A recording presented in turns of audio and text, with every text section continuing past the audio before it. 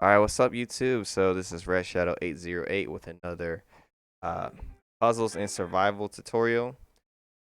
So this is going to be specifically on beginners, how you should start off, how to move forward, what you should do to progress when you're just now starting a game.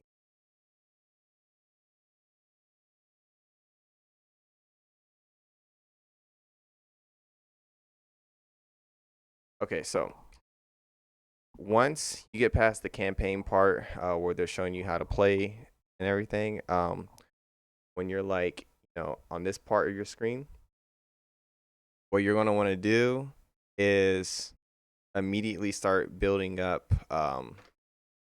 your little small bases like down here.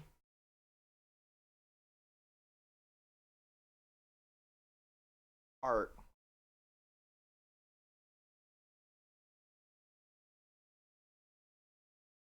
Um, what you're going to want to do is basically try to rush like all this space of land because at first only going to be like a patch that's not that level up your like parts of the map. That's something to rush for start. Um, Basically, you'll have only a limited amount of bases or certain kinds of bases you can build in the spaces, and you're gonna want two of everything when you first start because to like progress farther into the story and get some of the rewards like the Nova research stuff, you're gonna want to have two to complete those challenges. Um, Really, when you have everything unlocked in terms of the land space, you're gonna want to have or five. Yeah, you're gonna want to have five farm bases or whatever because food is super abundant, and as long as you keep up with upgrading them, like keeping them pretty equally leveled, and usually I'll like upgrade something like each day to complete one of the daily quest objectives. The virology labs for um yeah, you're only gonna want to have like four or even three of them because you get most of your anti serum through like attacking zombies or zombie lairs. They do like give you a little extra bonus amount of anti serum for upgrading your heroes, but like when you're a part of an alliance that is frequent on attacking lairs and zombies, like you get a lot of anti serum compared to the biology lab. So I would say Um, three, but four is okay. But I think three is like the better amount. I have four. I might change here in a second. The infirmary, two obviously for the objectives, but it wouldn't hurt to have a third one because sometimes if you just slip up and your base isn't protected, you get attacked. People will attack you, and so they take as much resources as they can, and so like you'll end up having your infirmary overfilled and stuff, and going to deep healing, and then take special resources, have them recover. So I would say like three infirmaries is nice to have and have them like upgraded pretty high. Um, the lumber mill, 3, 4, 5, 6, 7, 8. Yeah, so eight lumber mills because wood when you're starting off it is kind of scarce because a lot of things use wood, but um, I'll get into how you can make wood abundant for here in a second. For your steel plants, you're going to want to have all five of them, or as many as you can build for the steel plants, because steel is super hard to like accumulate. And then also have one, two, three, four, five, six gas plants. So around 3 to 4 virology labs 3 infirmaries, uh, 5 farms, um, 8 lumber mills, 6 steel plants, and 6 gas plants. Um, when you have all of that built, oh, Nova's Tavern.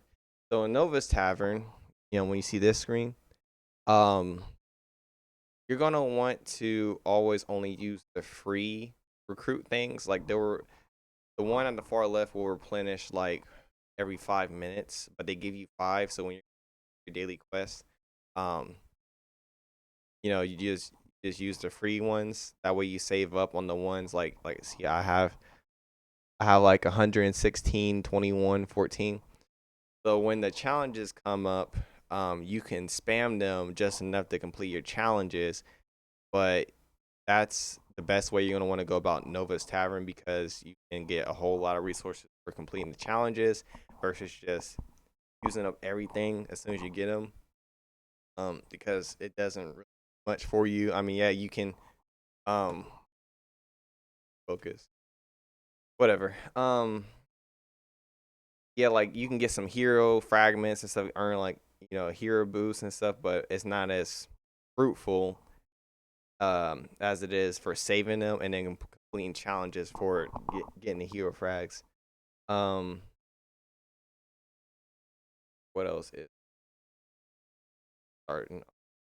Okay, yeah, yeah. So also, I forgot about boot camp. So your boot camps, you only want 2 of them, but make sure you upgrade them enough starting off to where you can train up to 250 troops all at once. Um,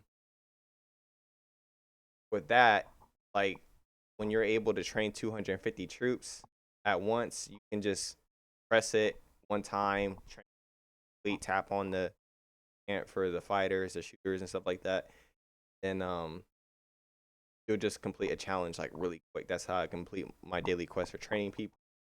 Um, so for each tier, like here, I'll show you.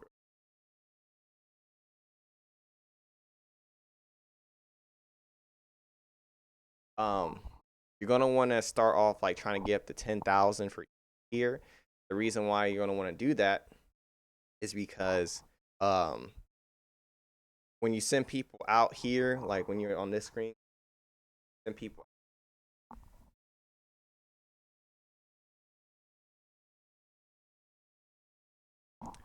Your base to gather resources. When you have about 10,000 for each tier, you can send a comfortable amount to go gather. And let's just say that someone's starting a rally, you'll have plenty of troops to basically attack a layer or something. Um, Also to keep up your military strength. So where that or whatever that's your might. So when you have a bunch of troops, it's going to increase your might and make you look more powerful than what you actually may be. So it discourages people from trying to attack you that like maybe could beat you, but because your might is so high, they don't really like consider trying to like bother you as much. Um yeah, so starting off you got these little zombies here, just you can attack them until you get to a point where you can't because you're not strong enough. You get a lot of anti-serum hero frags for that. Um oh yeah, so like this right here is kind of like how I have my alliance set up. And where you see Alliance Fort in the big middle, they have like this green square around them. If you're within that green square boundary, you'll get the bonuses from your Alliance tech. You know where it says Alliance tech right there. Um, I'll show you what they look like. So right here, like this gives me extra healing speed and stuff like that. Like if you're outside of that green line for your fort area, you're not going to get any of those like speed bonuses or training boost power ups and stuff. So you're gonna want to stick within your alliance boundary, unless you like go out to attack somebody. fine, but I would just say it's better to stay within that boundary because it more boosts. While but also in alliance tech, important. And when you're starting off, you're gonna want to donate to anything that just requires food. Uh, food is like that little. Yeah, food is like that. Um, you should be able to recognize it when you see it, but you're gonna want to just donate to whatever requires food at first because your food is gonna make really fast. When you see that blue bar right there, um, you'll get more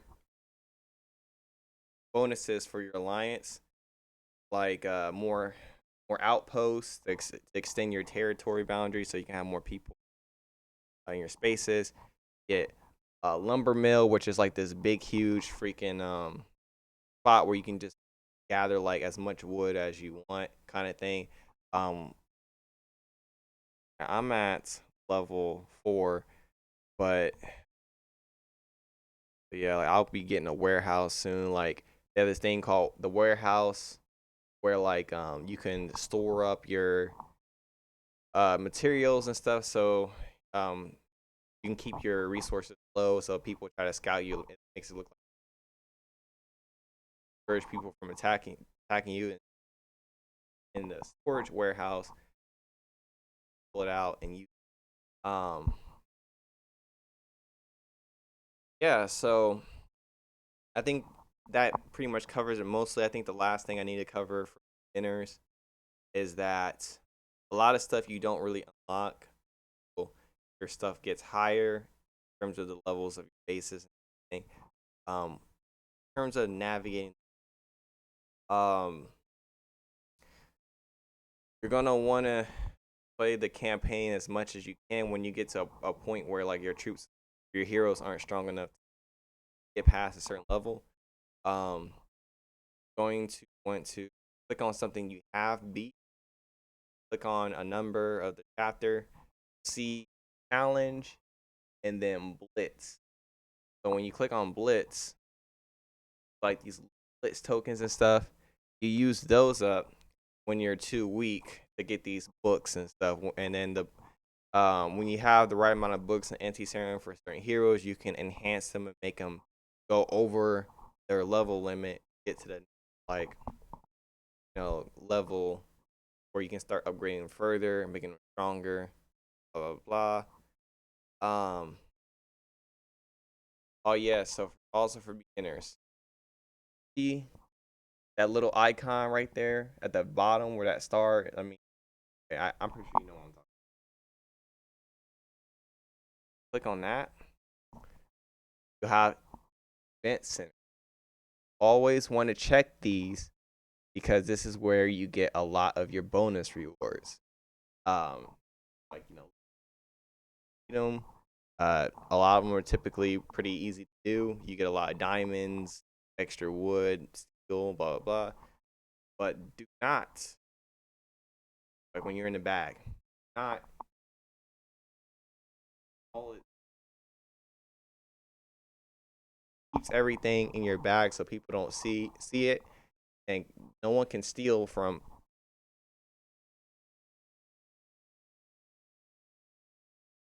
Whenever you're about to build something, if you're just under it, don't have enough, you press upgrade anyways, and it automatically use. Um, Also for changing your name, you have to click on the other. Um, and then let's see if I have a name. Okay, so I have it. All right, so you'll see name changer or something on there, but that's where you're gonna want to hit to change your name because they'll give you like some kind of numbered code or start off. But if you don't have one, like when you click on the alliance button or alliance shop, um, click on other as well on here, and then you can get a whole lot of stuff. But name changer is right there. Oh. when people are starting their rally attacks there, and then like you'll see such and such as attacking rally. You press join, send your troops in. Um, so like whenever you see like the hand symbol have like a 1 or 2 over it, you click on that. Then on a project, you get tokens every time you help someone. It doesn't cost you anything to help people. They give you like these alliance coins to buy stuff at the alliance store. You click speed up help and see like I'm building something right now. I got 11 people my 26 members helping me to build my gas field faster. That's a lot. Then I'll show you how to move your base. If you're far away. Um,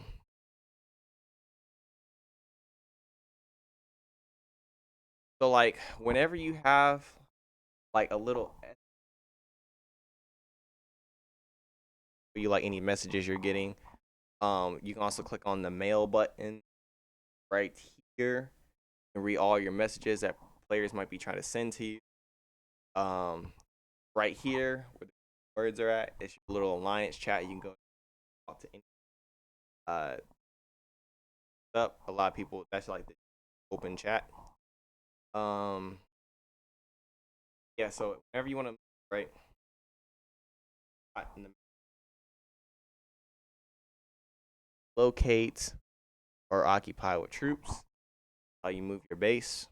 You don't have you'll have to have these base moving tokens or something, but you go to the alliance shop for that as well. Um,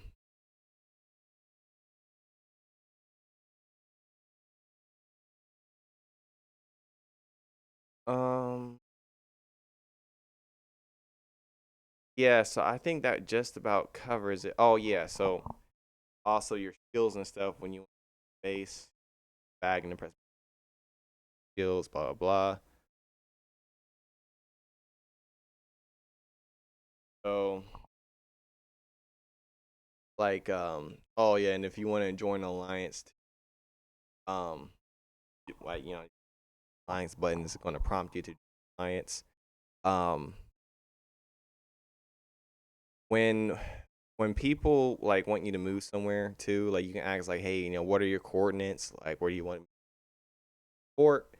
Um, they might send you something that looks like this. So it would be S402, S232, blah blah blah. Like those are coordinates. So when you click on that button, it's gonna point you to where they're trying to show you the location of, and then you can click location, and move there.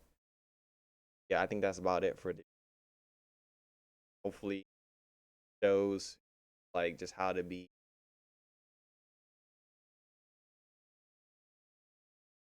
not need help on anything stupid. Because honestly, I just read the stuff. I figure out the game by myself, but a lot of people time to read just a little bit of critical thing. Not a complicated game, in my opinion, but we do have trouble, which is why I'm making this video. So helpful, like, comment, like when else on the game. Also subscribe because and my channel is pretty new. Other than that, watching the video. I hope that this helps you better at puzzles and survival. I don't know.